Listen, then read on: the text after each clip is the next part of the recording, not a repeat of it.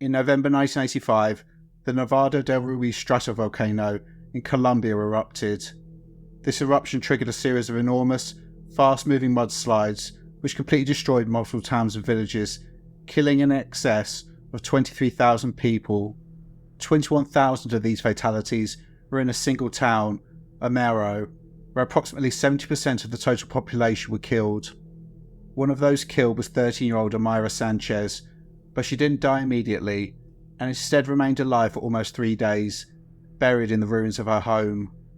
Her struggle for survival and the images of her final moments alive are truly haunting and epitomize the horror of this disaster. This loss of life was totally avoidable. The government knew about the pending eruption, but did nothing, and thousands of people lost their lives. Welcome to Tales of Tragedy.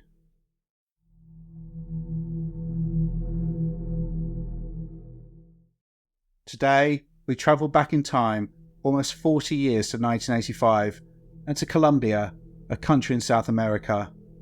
It's the third largest coffee producer in the world, and this is in part due to the abundance of rich volcanic soil, meaning that tens of thousands of people live in and around the country's 5 main active volcanoes. The most active of these is Nevado del Ruiz, which rises 5,300 metres above sea level and lies in central Colombia, about 80 miles west of the capital Bogota. In 1985, the town of Armero was thriving. It was located 30 miles from the volcano. The population stood at around 29,000 people, mainly farmers and their families, who worked the land to produce coffee, rice and cotton. You may think that 30 miles sounds like a safe distance, but it isn't. Volcanoes can trigger various natural disasters, including earthquakes, tsunamis, and for the relevance of this case, pyroclastic flows and mudslides. Pyroclastic flows are a truly terrifying phenomenon, a fast-moving current of hot gas, ash and rock that flows down off the slope of the volcano, destroying everything in its path. How hot? Sometimes more than 800 degrees Celsius. How fast? It can travel at 400 miles an hour. So even if you had a flow at half of this speed, it would travel 30 miles in just 9 minutes. The heat of pyroclastic flows can melt huge glaciers of ice around the volcano's rim, sending tens of millions of gallons of water hurtling down the slope, picking up debris as it goes. The scale and speed of these types of mudslides is something to behold. They can travel at up to 120 miles an hour and can be anywhere up to 140 metres deep. For comparison, the London Eye is 135 metres tall, so again, even travelling at 60 miles an hour, it would cover 30 miles in 30 minutes. So in 1985, the 29,000 residents of Armero were essentially sitting in the belly of the beast, and by the end of this tragedy, their town would be wiped off the map, and over 70% of the population would be dead, needlessly, as there were warnings for almost a year before the eruption. In late 1984, geologists began to notice worrying seismic activity, suggesting the possibility of an eruption. Concerns continued through 1985, with pressure and magma levels rising in the bowels of the volcano. By September 1985, steam-driven explosions were observed, and earthquakes due to the pressure building in the volcano were rocking the area. Local officials did plan an evacuation, and the next month, a hazard map showing the areas most at risk of destruction was produced. This included identifying that the town of Armero was at particular risk of being hit by a mudslide. However, there was pressure put on the government by groups with economic interest in the region, and so this was likely the reason why this map was so poorly distributed in the area most at risk. Almost no one in the town of Armero even knew it existed. Several versions of the map were published in prominent Colombian publications, but most contained glaring errors, were completely incomprehensible, and in some cases were utterly misleading. In one map, the town of Armero was marked in green, leading people to believe this was the safest rather than the most dangerous area. Almost none of these papers were available in the town itself. On November the 13th, 1985, the day of the eruption, black ash clouds erupted from Nevado del Ruiz at around 3 p.m. At this point, the Colombian Institute of Mining and Geology stated that an eruption was imminent and that the area needed to be evacuated. Emergency committee meetings were held and the Red Cross was contacted to assist in removing 29,000 residents from their homes. The Red Cross tried to contact officials in Armero, but the phone lines were down due to a heavy storm, with the heavy rain and thunder also masking the noise of the rumbling volcano. People in the town were concerned. Ash was falling from the sky, but trusted residents, including religious leaders and firefighters, reassured people that nothing was wrong, and so many people were simply going about their evening and had no idea of the horror that was about to unfold.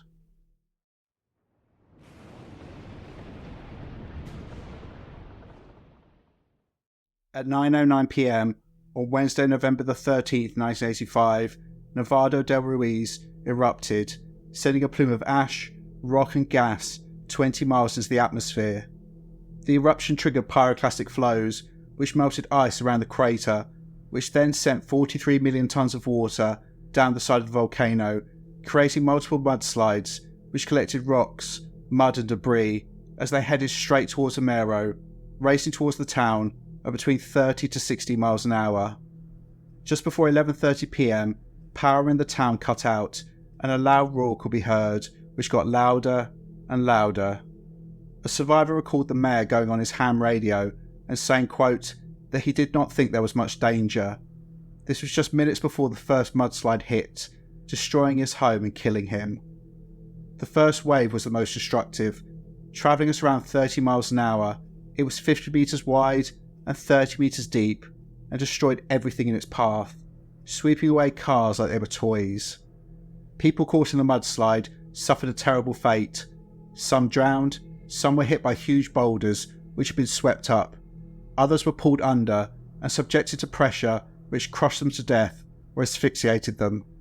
Those who didn't die straight away often received horrific lacerations from sharp rocks and pieces of metal ripped from buildings and cars. These would then become compacted with mud and other debris, leading to terrible infections. However, survivors were in the minority.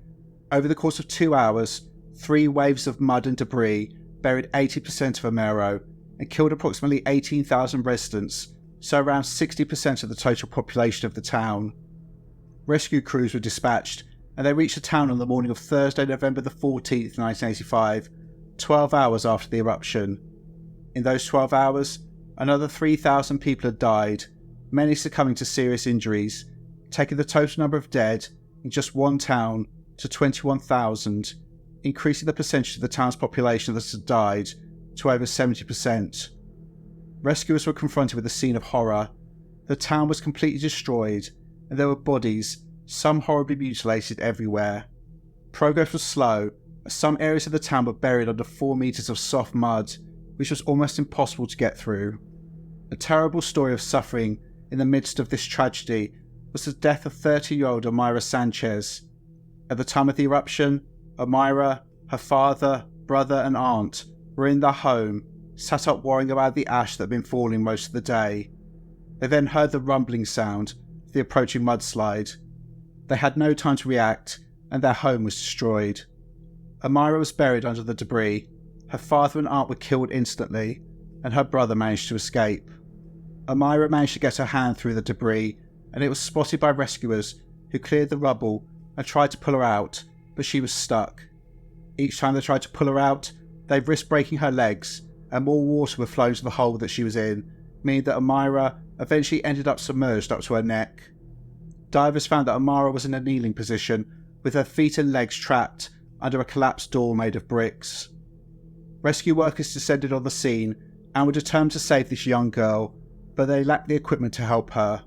Omayra was initially in good spirits, no doubt happy she'd survived, and unfortunately, she likely believed that as she'd been found, it would only be a matter of time until she was pulled to safety. For the first few hours, Omayra was singing and asking her rescuers for food and drink. However, the hours and then days went by, and she became more distressed and scared and began crying and praying. Omayra kept fighting, trapped under the ruins of her home, for 60 hours, but her physical condition quickly deteriorated. Her eyes turned black, and I've read varying accounts as to why, with one report saying this is a condition known as dark eye syndrome, caused by a lack of oxygen to the brain. Others state that this was an indicator of sepsis. In the last 12 hours of her life, Omayra's face swelled and her hands began to whiten. a photographer took this image of her in her final hours, which later won the World Press Photo of the Year prize for 1986. I think it's one of the most haunting images I've ever seen. A water pump was used to drain water away from her lower body, but doctors determined that the only way to save Omayra was to amputate her legs, and she would inevitably not survive such a traumatic procedure, and they lacked the medical equipment to keep her alive. So it was determined that it would be more humane to let her die. At around 10 a.m. on November the 16th, 1985, 13-year-old Omayra Sanchez stopped responding and didn't appear to be breathing. At 10:05, a doctor checked her and found that she had died. Her cause of death appears to have been due to gangrene or potentially hypothermia. Armero was just one of the thousands of victims of the Armero tragedy, which, as well as killing around 21,000 people in the town alone, also killed approximately 1,000 people in the neighbouring region. The official death toll was recorded as 22,540 people, but this is likely a significant underestimation, as 3,000 people went missing and most were never found, their bodies likely entombed in the hardened mud. Most historians agree that the total number of dead was at least 23,000, but likely thousands more. The Armero disaster prompted domestic and international condemnation. At one of the mass funerals for the victims, a banner was displayed which said, quote, "The volcano didn't kill 22,000 people, the government killed them." In the aftermath, the Colombian government created a special program to mitigate the potential of such a massive loss of life in the future. This included promotion of prevention planning to citizens living in the area, formulation of a comprehensive evacuation plan, and installation of an early warning system specifically to detect mudslides. This led to 2 successful evacuations, one in 1989 when Nevado del Ruiz erupted again, and in April 2008 when volcanologists detected increased seismic activity. The town of Armero was not rebuilt and is now a ghost town, frozen in time. It now stands as a monument to the thousands of people who died there, many of whose bodies remain encased in the mud which destroyed their homes and ended their lives. Thank you for watching. Please like, share and subscribe, and leave your thoughts in the comments below. Also, feel free to check out my second channel called Evil Among Us, which focuses on true crime. I'll put a link in the description. Take care, and I'll see you in the next one.